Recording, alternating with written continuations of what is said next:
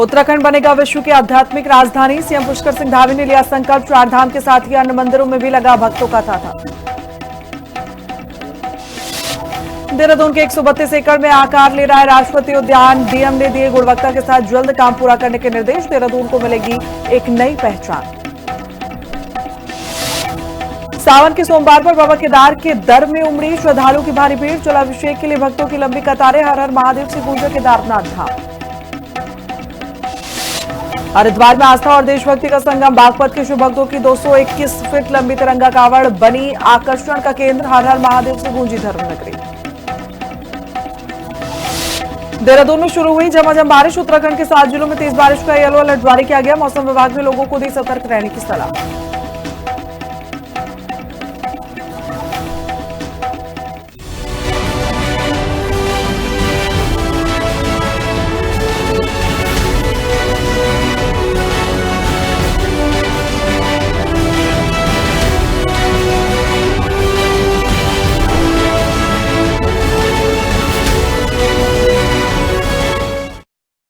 तो चलो एक बार फिर आप सभी का बुलेटिन में बहुत स्वागत है। आगे बढ़ेंगे और बात उत्तराखंड की। जहां उत्तराखंड की राजधानी देहरादून में माल देवता से सुंग बांध तक हाल ही में बनी सड़क बारिश के बाद जगह जगह उखड़ने और बड़े बड़े गड्ढे बनने को लेकर सियासी मुद्दा बन गई है। करीब 52 करोड़ रुपए की लागत से तैयार ये सड़क मई 2025 में बनकर तैयार हुई, लेकिन एक मानसून भी पूरा नहीं झेल पाई। सड़क की बदहाल स्थिति को लेकर कांग्रेस ने राज्य सरकार पर भ्रष्टाचार और घटिया निर्माण का आरोप लगाया है। वहीं बीजेपी का कहना है कि अगर निर्माण कार्य में किसी भी स्तर पर गड़बड़ी हुई तो सरकार निष्पक्ष जांच कराएगी और दोषियों के खिलाफ कार्रवाई होगी। रिपोर्ट देखिए।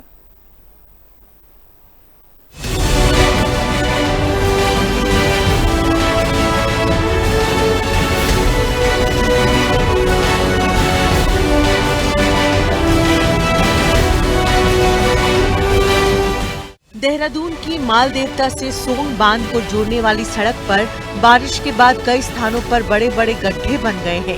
सड़क की सतह उखड़ने से स्थानीय लोगों और पर्यटकों को आवाजाही में परेशानी का सामना करना पड़ रहा है।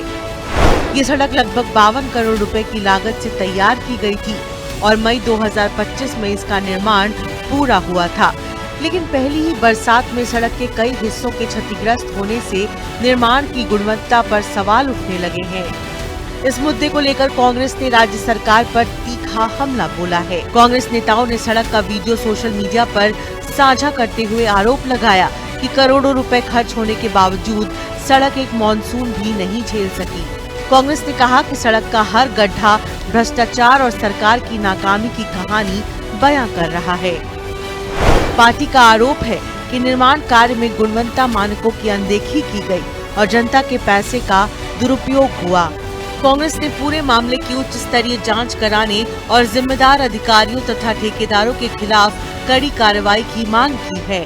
गड्ढे पड़ गए, 16 करोड़ का पुल था, अप्रोच रोड धंस गई और 12,000 करोड़ का जो एक्सप्रेस वे बना था उसमें गड्ढे पड़ गए। और ये पूरे उत्तराखंड या देहरादून की बात नहीं है, पूरे देश के अंदर एक्सप्रेस वे बैठ रहे हैं, गड्ढे पड़ रहे हैं, पुल जो हैं वो धराशायी हो रहे हैं। और इंजीनियर जो हैं, जो डिप्लोमा इंजीनियर्स ने सार्वजनिक रूप से ये बयान दिया है कि जो पुल और सड़क में गड्ढे पड़ने की बात है वो निश्चित रूप से अवैध खनन को उन्होंने पुल के ऊपर दोष दिया। और सड़कों का जो 52 करोड़ की सड़क माल देवता की, इस पे किसको दोष दें? जब आवा का आवा खराब हो, जब तमाम ठेकेदार जो हैं भाजपा के नेता हों, कार्यकर्ता हों, तो गड्ढे क्या वो सड़क गायब हो गई होगी मुझे लगता है, या गायब नहीं हुई वो भी एक आश्चर्य की बात है। ये तमाम लोग भ्रष्टाचार के, घोटालों के नए कीर्तिमान उत्तराखंड में बना रहे हैं। भारतीय जनता पार्टी ने कांग्रेस के आरोपों को राजनीतिक करार दिया है। बीजेपी का कहना है कि सरकार गुणवत्ता से कोई समझौता नहीं करती और यदि सड़क निर्माण में किसी तरह की तकनीकी खामी, लापरवाही या अनियमितता सामने आती है तो उसकी निष्पक्ष जांच कराई जाएगी। पार्टी का कहना है कि दोषी पाए जाने वाले किसी भी अधिकारी या ठेकेदार को बख्शा नहीं जाएगा।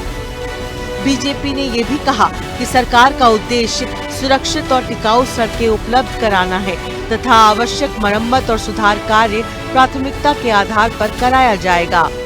ये सरकार कांग्रेस की रही हो, सरकार भारतीय जनता पार्टी की रही, बरसात के सीजन में कोई एक साल बता दें जब आपदा नहीं आई हो, सड़कें न टूटी हों, भूस्खलन न हुए हों, सड़कों के पुस्ते न टूटे हों, गड्ढे न हुए हों, पुल न टूटे हों। पानी, बरसात और आपदा ये किसी सरकार को देख करके थोड़ी आती हैं, ये तो मौसम के साथ आती हैं। और ऐसे में अगर कहीं पर कोई सड़क टूटी, पुस्ता टूटा, मलबा आया या गड्ढा हुआ तो भाई यहाँ तो क्लाउड ब्रस्ट होता है। क्लाउड ब्रस्ट में बहुत बड़ा इलाके में गड्ढे हो जाते हैं। तो ऐसे अगर कहीं पर पनगोला फूटता है, वहाँ गड्ढा हो जाता है, तो अगर सड़क कहीं आपदा में इस ढंग से टूटी है तो उस पर ये कहना है कि साहब इतने रुपए खर्च हो गए इसलिए सड़क जो है कि अजर अमर हो गई, ऐसा बिल्कुल पॉसिबल नहीं है। और कांग्रेस से अगर बताएं, मैं तो कांग्रेस में रहा हूँ, मैं 100 सड़कें बता दूंगा जो उनके कार्यकाल में बनी और फिर ऐसे टूटी हैं। अब इस सड़क की स्थिति को लेकर राजनीतिक आरोप प्रत्यारोप तेज हो गए हैं, जबकि स्थानीय लोग जल्द से जल्द सड़क की मरम्मत और जिम्मेदारी तय किए जाने की मांग कर रहे हैं। शुभांगी भट्ट के साथ दीपिका भंडारी, देहरादून, हिंदी खबर। तो देखिए, अब उत्तराखंड विश्व के आध्यात्मिक पहचान बनने के लिए तैयार है। आध्यात्मिक राजधानी की दिशा में बड़े कदम यहां पर उठाए जा रहे हैं। मुख्यमंत्री पुष्कर सिंह धामी ने संकल्प लिया है। 4 धाम के साथ ही अन्य मंदिरों में भी भक्तों का तांता नजर आएगा। जागेश्वर त्रियुगी नारायण में दर्शनार्थियों की संख्या 2.5 गुना बढ़ी है और ऐसे में धारी देवी में 2 गुना और पूर्णागिरी धाम में 1.5 गुना श्रद्धालु बढ़े हैं। उत्तराखंड विश्व की आध्यात्मिक राजधानी बनने की दिशा में अब तेजी से आगे बढ़ता हुआ नजर आ रहा है और इस साल 4 धाम के साथ साथ राज्य के जो अन्य प्रमुख पौराणिक मंदिर हैं वहां भी श्रद्धालुओं की संख्या में रिकॉर्ड बढ़ोतरी दर्ज की गई है। पहली छमाही में जागेश्वर धाम और त्रियुगी नारायण में दर्शनार्थियों की संख्या 2.5 गुना तक बढ़ी है। मुख्यमंत्री पुष्कर सिंह धामी ने कहा कि बुनियादी ढांचे और सुविधाओं के विस्तार से उत्तराखंड को वैश्विक पहचान मिल रही है। आगे बढ़ जाते बात देहरादून की, जहां ओहो रेडियो 89.2 FM शुरू हो चुका है। सीएम पुष्कर सिंह धामी ने इसका शुभारंभ किया। जन संवाद का अत्यंत प्रभावी माध्यम है। मुख्यमंत्री ने कहा सांस्कृतिक विरासत को नई पहचान मिलेगी, सकारात्मक सोच को बढ़ावा मिलेगा। मुख्यमंत्री पुष्कर सिंह धामी ने सोमवार को आपको बता दें कि देहरादून के बल्लूपुर में ओहो रेडियो 89.2 FM का शुभारंभ किया और इस दौरान उन्होंने कहा कि डिजिटल युग में भी रेडियो जनसंवाद और सामाजिक चेतना का एक बेहद प्रभावी माध्यम बन चुका है। धामी ने उम्मीद जताई कि ये FM रेडियो राज्य की समृद्ध सांस्कृतिक विरासत, लोक भाषा और स्थानीय प्रतिभाओं को बढ़ावा देने में अपनी महत्वपूर्ण भूमिका निभाएगा। वहीं उत्तरकाशी के बड़कोट क्षेत्र में बारिश से हालात बिगड़ते हुए नजर आ रहे हैं। कुपड़ा, कुसाला और तिरखली गांवों के बच्चे जान जोखिम में डालकर स्कूल जाने को मजबूर हैं। क्षतिग्रस्त सड़क और पुल के कारण ग्रामीणों में आक्रोश है। हादसे की आशंका भी बनी हुई है। अभिभावकों ने प्रशासन से जल्द मरम्मत कर सुरक्षित रास्ता उपलब्ध कराने की मांग की है।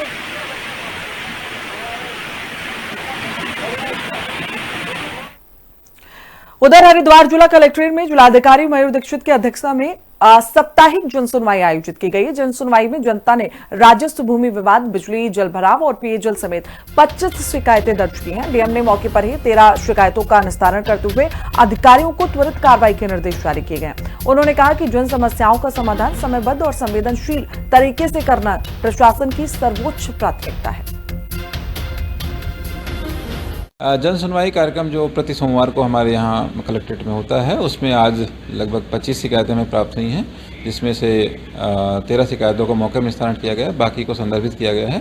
ज़्यादातर शिकायतें इस बार जो आई हैं वो प्रधानमंत्री आवास योजना संबंधित, अतिक्रमण से संबंधित और जल भराव संबंधित रही हैं। ऐसा संभव है और हमने एक ऑप्शन ये भी रखा है कि चूँकि तहसीलों में भी हमारे जो ऑफिसर हैं, एसडीएम्स और ब्लॉक में बीडीओज ये बैठते हैं, तो कोई अगर यहाँ नहीं आ पा रहा है तो अपनी शिकायत या अपना सुझाव, अपना कोई ऐसी दिक्कत है तो उसको वहाँ पे भी प्रस्तुत कर सकता है। वहीं टिहरी विधायक किशोर उपाध्याय ने नई टिहरी के झड़िया में मेडिकल कॉलेज निर्माण को लेकर बड़ा बयान दिया है। उन्होंने कहा कि मुख्यमंत्री पुष्कर सिंह धामी ने जन भावनाओं के अनुरूप फैसला लेने का भरोसा दिलाया। विधायक ने आरोप लगाया कि स्वास्थ्य विभाग के अधिकारियों ने इसे बेवजह क्षेत्रीय विवाद का मुद्दा बना दिया। तो वहीं मेडिकल कॉलेज निर्माण संयुक्त संघर्ष समिति भी जल्द मुख्यमंत्री से मुलाकात करेगी। उधर ऋषिकेश में महिला से चेन स्नैचिंग का प्रयास करने वाले 2 आरोपियों को गिरफ्तार किया गया है। पुलिस ने बाइक और महिला की सोने की चेन बरामद की है। विरोध करने पर महिला से मारपीट किया गया था और महिला को घायल कर दिया। दोनों आरोपियों ने पैसों के लालच में वारदात को अंजाम दिया और इस बात को कबूलते हुए अपराधी नजर आए। वहीं कोटद्वार बीस अस्पताल में एक्सरे मशीन को लेकर लापरवाही का मामला सामने आया है। आरोप है कि 2 साल से एक्सपायर मशीन से मरीजों की जांच की जा रही थी। बेरोजगार संगठन ने अस्पताल प्रशासन और जनप्रतिनिधियों पर अनदेखी का इस दौरान आरोप लगाया। मांग की गई है कि जल्द नई एक्सरे मशीन उपलब्ध कराकर स्वास्थ्य सुविधाएं बेहतर की जाएंगी। जी हाँ साथियों, सबसे बड़ा अगर आप देखेंगे तो कि कोटद्वार अस्पताल में जो एक्सरे मशीन है, वो एक्सरे मशीन जो है साल 2024 में 10 साल उसको पूरे हो चुके हैं और एक एक्सरे मशीन की जो अवधि है वो साफ साफ इन डॉक्यूमेंट्स में अगर आप देखोगे तो ये डॉक्यूमेंट्स हैं। इन डॉक्यूमेंट्स में साफ लिखा है कि ये जो मशीन है इसकी जो एक तरह से अवधि थी, ये 10 वर्ष मार्च दिसंबर 2024 में इसको पूरे हो चुके थे। यानी कि 2 साल से जो कोटद्वार की जनता है, जो पहाड़ों से बेस अस्पताल कोटद्वार में इलाज कराने आती है और खासकर एक्सरे कराने आती है, वो एक तरह से एक्सपायरी एक्सरे करवा रहे थे। पूरे कोटद्वार की जनता 2 साल से एक्सपायरी एक्सरे करा रही है, जो कहीं ना कहीं ये बताता है कि भाई इस कोटद्वार में चल क्या रहा है, इस कोटद्वार के अस्पताल में कोई ध्यान क्यों नहीं दे रहा है। तो वह देखिए, चंपावत जिले की लोहाघाट विधानसभा के नेपाल सीमा से लगे चौडला ग्राम सभा का ढुंगा बोरा तक आज भी सड़क सुविधा से वंचित है। सड़क निर्माण की मांग को लेकर ग्रामीण जिलाधिकारी चंपावत के जनता मिलन कार्यक्रम में पहुंचे और ज्ञापन सौंपा। ग्रामीणों ने बताया कि सड़क न होने से बीमार गर्भवती महिलाओं और बुजुर्गों को डोली के सहारे मुख्य मार्ग तक पहुंचाना पड़ता है। सर, हमें बहुत टाइम से समस्या है, 15-20 सालों से समस्या है। ये रोड पहले कटी थी, पता नहीं किस मत से कटाई थी, क्या कटाई थी, हमें उसका कोई पता नहीं है। अब टेम्परेरी खोल देते हैं, रोड फिर ढह जाती है बरसात में।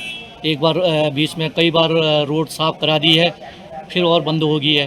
फिर माननीय मुख्यमंत्री जी को भी हमने ज्ञापन में टोल फ्री नंबर में कॉल की थी और उसके बाद हमने PWD को सर्वे के लिए बोला। उन्होंने सर्वे करके ये शासन को भेजी हुई है, शासन में भेजी है करके आज हम माननीय जिलाधिकारी महोदय के पास आए हुए हैं और उन्हें हमें पूरा आश्वासन दिया है कि जल्दी से जल्द इस रोड की हम उचित कार्रवाई करके आपको रोड की सुविधा देंगे। खाली नाम की रोड कटवा दी है, उसमें कोई देखभाल नहीं, कोई उसमें कोई साधन सुविधा नहीं है। दिक्कत ही दिक्कत है। जब कोई ऐसा एक्सीडेंटल केस हो जाता है तो बड़ी समस्या हो जाती है हमारे लिए।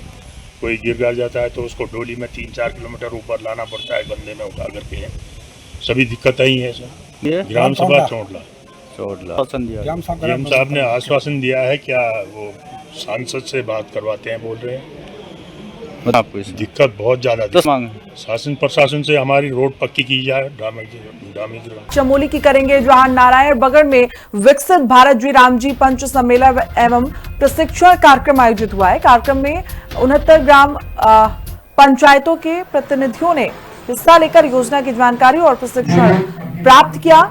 अधिकारियों ने योजना के उद्देश्य और लाभों से जनप्रतिनिधियों को अवगत भी कराया। वहीं पंचायत प्रतिनिधियों ने भुगतान में हो रही देरी को जल्द दूर करने की मांग उठाई है। देखिए, जो आज पंच सम्मेलन करके जो आज बैठक थी, इसमें जो हमारे सारे प्रधान लोग आए हुए थे, क्षेत्र पंचायत लोग आए हुए थे, उप प्रधान आए हुए थे, काफी जनप्रतिनिधि आए हुए थे।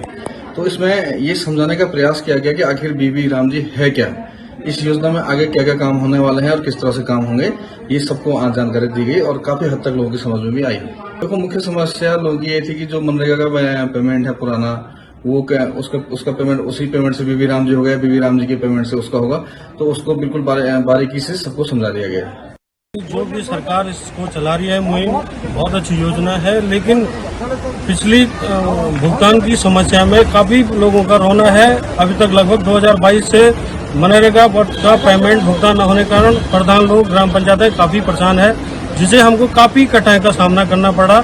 मैं ये सोच रही कि सरकार बार बार मनरेगा को बदल के बी राम जी की जो योजना है उसमें बार बार परीक्षा से दिया जाए, जो कि अच्छे ढंग से लोगों को समझ आ सके। हम सरकार का बहुत बहुत आभारी हैं कि हमारा लगभग 4 साल का भुगतान करने की बड़ी कोशिश और कृपा करें। सभी प्रधान संगठन नाबार्ड इसका पूर्ण रूप से, अभी संगठन का पूर्ण रूप से विरोध भी कर सकता है। अगर हमारा पेमेंट न होने पर हमें उग्र आंदोलन करने की पूरी तैयारी करनी पड़ेगी। मनरेगा और बीबी जी राम जी में लोगों को भिन्नता का पता नहीं था, तो आज हमने प्रशिक्षण के माध्यम से वो सारी जो गलत फहमियाँ थी वो दूर करवाई गई है। भुगतान की क्या प्रोसेस होनी है, कैसे हमने ग्राम पंचायतों में कार्य करवाने हैं, किस तरह से हमने वर्क करवाने हैं, ये सारी जानकारियाँ हमें विस्तृत रूप में ग्राम प्रधानों को क्षेत्र पंचायत माननीय प्रमुख महोदय को और सभी को ये जानकारियाँ वृहद रूप में बताई गई। लोहाघाट के कर्ण करायत में सोमवार को भारतीय किसान यूनियन जिला अध्यक्ष नवीन करायत ने खेत में जानवरों की सुरक्षा के लिए लगाई गई तारवाड़ में एक साही बुरी तरीके से फंस गया। नवीन करायत जब अपने खेत में पहुंचे तो उनके द्वारा साही को बुरी तरीके से तार बाड़ में फंसा देखा गया और उसके बाद उनके द्वारा वन विभाग लोहाघाट को सूचना मिली। सूचना पर लोहाघाट रेंजर रमेश जोशी के निर्देश पर वन बीट अधिकारी रोहित मेहता और हिमांशु ढेक मौके पर पहुंचे, जहां उन्हें सही पूरी तरीके से तार बाड़ में फंसा नजर आया। सही रेस्क्यू कर उसकी जान बचाई गई।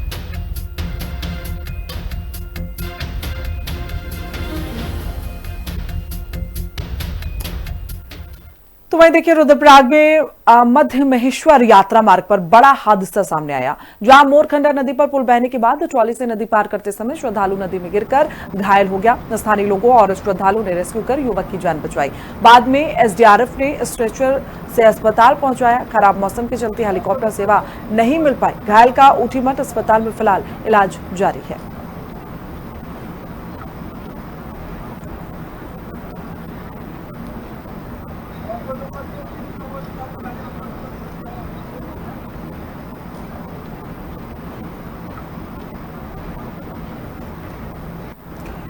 तो देखिए फिलहाल स्थानीय लोगों की मदद से युवक की जान बचाई गई है। तो ये बड़ा हादसा हुआ है। ट्रॉली से नदी पार करते समय श्रद्धालु फिलहाल खाई में नीचे गिरा। ऐसे में स्थानीय लोगों ने तत्परता दिखाई और युवक की जान बचाई गई है। हालांकि एसडीआरएफ ने स्ट्रेचर से अस्पताल पहुंचाया है, क्योंकि मौसम लगातार वहां का खराब है। इस वजह से हेलीकॉप्टर सेवा वहां पर बंद है, लेकिन एसडीआरएफ ने तुरंत स्ट्रेचर से मदद पहुंचाई और अस्पताल में युवक को भर्ती कराया गया है। तो रुद्रप्रयाग में फिलहाल ये हादसा हुआ, जहां युवक बुरी तरीके से घायल बताया जा रहा है। मध्य महेश्वर यात्रा मार्ग में ये भीषण हादसा।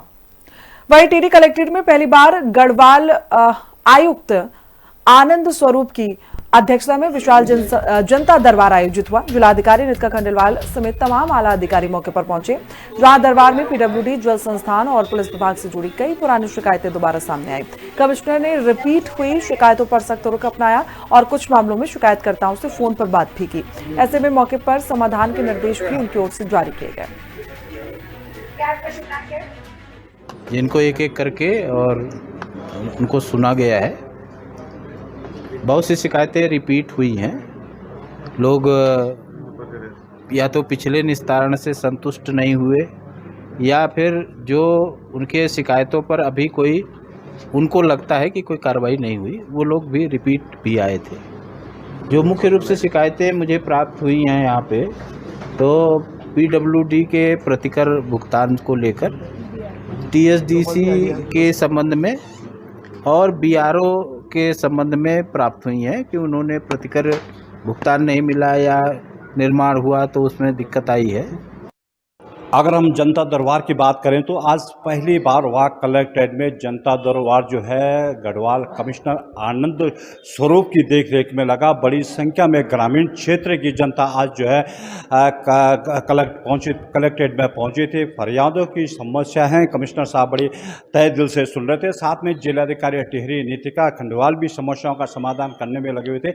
लगातार जो हर सोमवार को जनता दरबार लगता है, उसमें बड़ी संख्या में जो है फरियादियाँ आते हैं और की समस्याओं का, अधिकांश समस्याओं का समाधान किया जाता है। अधिकांश समस्याएं संबंधित विभाग को भेजी जाती है, लेकिन आज पहली बार होगी प्रदेश सरकार के निर्देश पर जो है आज गढ़वाल कमिश्नर ने आज जो है जनता दरबार लगाया। ज़्यादातर शिकायतें लोक निर्माण विभाग से प्रतिकर से संबंधित रही, कुछ शिकायतें जल संस्थान से संबंधित रही, कुछ शिकायतें जो है पुनर्वास से संबंधित रही। सभी समस्याओं का समाधान करने की उन्होंने बात की है। साथ ही कुछ शिकायतें जरूर ऐसी थी कि जो रिपीट की गई है। खासकर जो हम सीएम हेल्पलाइन की अगर बात करें तो सीएम हेल्पलाइन की भी कमिश्नर ने बैठक लिया। इसमें कह सकते हैं कि जनता की समस्याओं का समाधान प्राथमिकता के साथ आज टिहरी जनपद में किया जा रहा है। मैं जगत तोपाल, हिंदी खबर, टिहरी गढ़वाल।